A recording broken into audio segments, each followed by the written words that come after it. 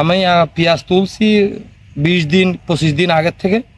আমার খরচ হয়েছে 20 শতক জমিতে 20-25 হাজার টাকাই খরচ হয়েছে। আমার খরচের টাকা পেঁয়াজ আমার বিক্রি শেষ।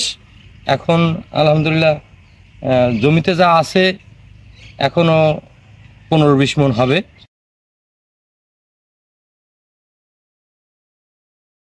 পেঁয়াজ সাধারণত শীতকালীন ফসল হলেও তা রেকর্ড পরিমাণ বৃষ্টিপাতের মধ্যেও অসময়ে চাষ করে লাভবান হয়েছেন মোহাম্মদ ইমামুল হক। তিনি 20 শতক জমিতে গ্রীষ্মকালীন পেঁয়াজ চাষ করেন। খরচ বাদে $2.5 লাখ লাভের আশা করছেন এই কৃষক। ইমামুল হক যশোরের ঝিকরগাছা উপজেলার নির্বাসখোলা ইউনিয়নের নোয়ালী গ্রামের বাসিন্দা। তিনি উপজেলার কৃষি সম্প্রসারণ অধিদপ্তরের মশলার উন্নত জাত ও প্রযুক্তি সম্প্রসারণ প্রকল্পের প্রদর্শনীতে নাসিক রেড 53 জাতের এই পেঁয়াজ চাষ করেন। আমি কৃষি অফিসের সহযোগিতায় গ্রীষ্মকালীন পেঁয়াজের চাষ করেছি। চারা আমি জুন মাসের 26 তারিখে এই চারা তৈরি করার জন্য বীজতলা তৈরি করে আমি চারা তৈরি করেছি। এরপরে 45 দিন বয়স হলে চারার আমি 20 শতক জমিতে পেঁয়াজ চাষ করি। পেঁয়াজ চাষ করার পরে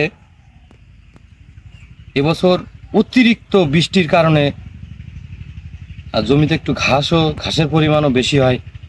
এই জন্য আমার মজুরিও একটু বেশি গেছে। যার পরেও আর প্রাকৃতিক কারণে এবছর কম হয়েছে, তারপরেও আমার খুব ভালো হয়েছে। আমার এই হাতেই আছে আমার পেঁয়াজগুলো, আপনারা দেখতেও পাচ্ছেন। আমি পেঁয়াজ তুলছি 20 দিন 25 দিন আগের থেকে। আমার খরচ হয়েছে 20 শতক জমিতে 20-25 হাজার টাকাই খরচ হয়েছে। আমার খরচের টাকা পেঁয়াজ আমার বিক্রি শেষ। এখন আলহামদুলিল্লাহ জমিতে যা আছে এখনো 15-20 মণ হবে।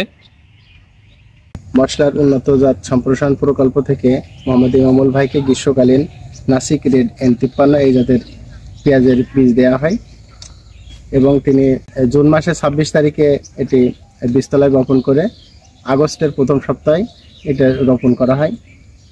এবং এবছর অতিরিক্ত ভারী বর্ষণের কারণে পেঁয়াজ তার কাঙ্ক্ষিত ফলন না হলে মোটামুটি বাজার দর থাকায় খুব ভালো হয়েছে এবং এই 20 শতক জমিতে তার প্রায় 20 থেকে 22 হাজার টাকা খরচ হয়েছে। আশা করতেছি 80 থেকে 90 হাজার টাকা পেঁয়াজ বিক্রি করা হবে।